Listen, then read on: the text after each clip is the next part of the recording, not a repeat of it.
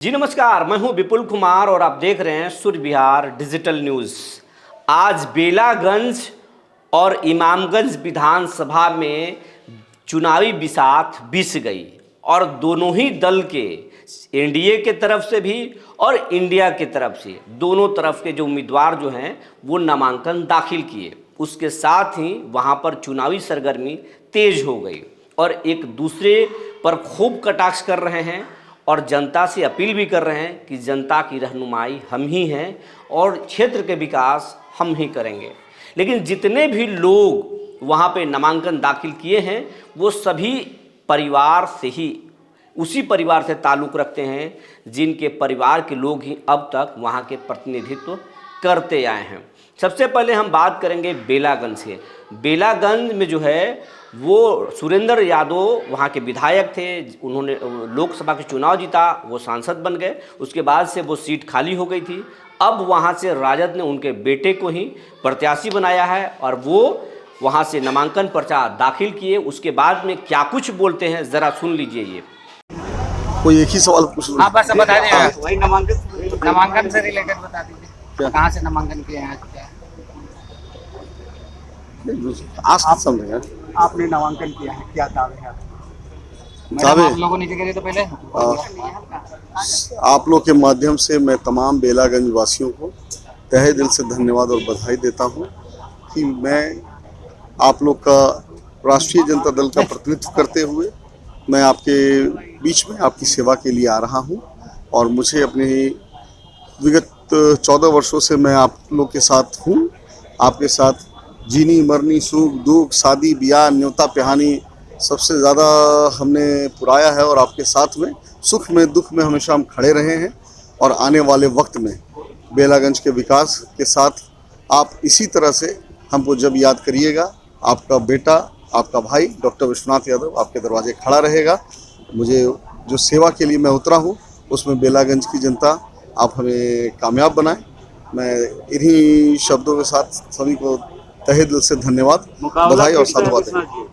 मुकाबला किससे है? मुकाबला हमारा स्वयं से। दीक्षित जी आपका वोट में सिंहमारी कर दिए हैं। सेंधमारी कर दिए हैं। देखिए ये एमवाई का समीकरण आपका चलता है। एमवाई का समीकरण शायद आप नहीं जानते। हमारी पार्टी जो है वो A to Z की पार्टी है और हर जात हर वर्ग हमें वोट करता है और हम उसी पे हैं। हमारी कोई सेंधमारी नहीं। पिताजी 1990 से जीतते आ रहे हैं, सिलसिला जीत का जारी रहा। हमारा ये जनता तय करती है और हम उम्मीद करते हैं कि जैसा भरोसा और विश्वास बेलागंज की जनता ने हमारे परिवार के प्रति जताया है, आगे भी वो हमारी पार्टी के प्रति वही भरोसा और विश्वास जताते रहेंगे। चुनावी सभा भी करने वाले? कोई चुनावी सभा नहीं। किस बात की चुनावी सभा? यहाँ से करने के बाद नामांकन के बाद घर पे आप सभी को आमंत्रण है। सब लोग जो आशीर्वाद देने के लिए आएंगे सबके साथ बैठ के चाय पानी नाश्ता भोजन करेंगे। बेला की जनता से क्या कहना चाहते हैं? बेलागंज की जनता को मैं बस यही कह देना चाहता हूँ।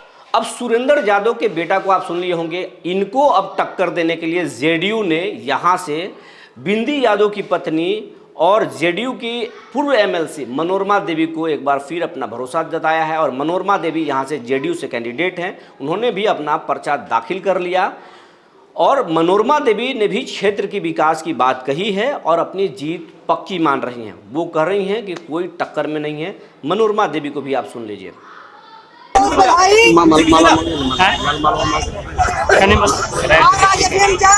हमारी सभा है बेलागंज विधानसभा में मां काली के मंदिर के समीप में पड़ाव पर वही हमारी सभा होगी और फिर आप लोग से बातचीत हम वहीं में करेंगे।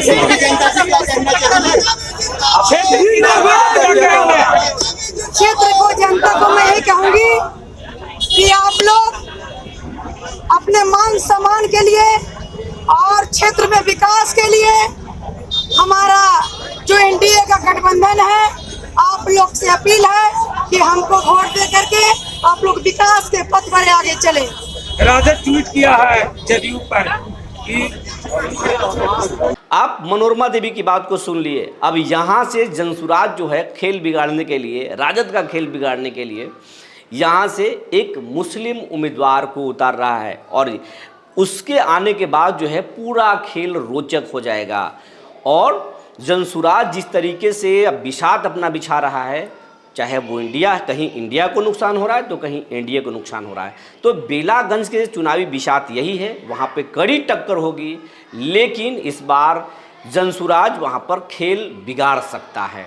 अब हम आते हैं इमामगंज विधानसभा पर। इमामगंज विधानसभा में आज पूर्व मुख्यमंत्री और मोदी कैबिनेट के एमएसएमई मिनिस्टर जो है जीतन राम मांझी की बहू दीपा मांझी उम्मीदवारी पर्चा दाखिल की और उसके बाद में जनता से अपील किया कि वो वोट करें। अब तक उनके परिवार के लोग क्षेत्र के विकास करते आए हैं और उन पर भी एक बार भरोसा किया जाए, वो बेहतर विकास करेंगे, जनता की सबसे बेहतर विकल्प है। वो उनकी बहू, मांझी की बहू बोल रही हैं। लिए जो भी सुविधा होगा हम अभी करेंगे। और देखिए, एक सुनहरा मौका है वहाँ के लोगों के लिए। पापा भारत सरकार में केंद्रीय मंत्री हैं, उनके एमएसएमई फंड से छोटे छोटे रोजगार के लिए, महिलाओं के लिए, वहाँ के लोगों के लिए अगर वो सुविधा है तो हम वहाँ सुविधा प्रदान करने की तैयार हैं। विपक्षी पार्टी परिवारवाद का आरोप लगा रही है मांझी जी पर। देखिए, और जगह भी ये होता है, बेटा लड़ रहा है, पत्नी लड़ रही है, तो वहाँ तो आप लोग नहीं उठाते हैं कोई सवाल। अब मेरे ही परिवार पर ये सवाल क्यों उठाया जाता है? ऐसा नहीं है। हमको एनडीए घटक दल की बैठक हुई है, उसमें मेरा नाम चयन हुआ है, वो तब हमें उम्मीदवार बनाया गया। और पापा तो अभी बोले राजनीति में आप रहे। जी बिल्कुल। बताइए क्या राजनीति परिवेश जी, जिला पार्षद रहे हैं, एक बार चेयरमैन का इलेक्शन भी लड़े, उसमें 2 वोट से हम पीछे रह गए, फिर दोबारा लड़े और उसके बाद फिर उसमें हार गए। मेरे मम्मी पापा एक स्वयंसेवी संस्था चलाते थे, तो उसमें हम हमेशा उनके साथ खड़े रहे हैं। अभी जो एसएचजी ग्रुप बनता है, सरकार ने योजना चलाई एसएचजी ग्रुप, वो हम खुद बनाते थे पहले, जबकि वो सरकार वो योजना चलाई भी नहीं थी, उस समय हम बनाते थे। और उस समय स्कूल भी नहीं होती थी इस गाँव में, लेकिन हम बच्चों के बीच जाते थे, गरीबों के बच्चों को पढ़ाते थे। नुक्कड़ नाटक के माध्यम से बाल विवाह के ऊपर, अंधविश्वास के ऊपर, शिक्षा के ऊपर। लेकिन यहाँ से राजद ने मांझी उम्मीदवार को ही उतारा है और कहा जा रहा कि यहाँ पर कड़ी टक्कर होगी। लेकिन जनसुराज यहाँ पर क्या चुनावी बिसात बिछाता है, ये देखने वाला बात होगा। हालांकि जनसुराज बहुत प्रभाव नहीं डाल पाएगा यहाँ, एनडीए और इंडिया में ही कड़ी टक्कर होगी। मांझी का यहाँ पर वर्चस्व का इलाका है और एनडीए यहाँ से मजबूत पकड़ रखता है। लेकिन जो औरंगाबाद संसदीय क्षेत्र के सांसद हैं अभय कुशवाहा, वो भी उसी इलाके से आते हैं, इसलिए राजद भी इस बार मांझी को कड़ी टक्कर दे सकते हैं और गेम को पलट भी सकता है। तो बेलागंज और इमामगंज दोनों में बहुत रोचक मुकाबला है, नतीजा बहुत रोचक आ सकता है, खेल किसी के पाले में भी जा सकता है। जनसुराज यहाँ पर क्या करेगा, ये देखने वाली बात होगी।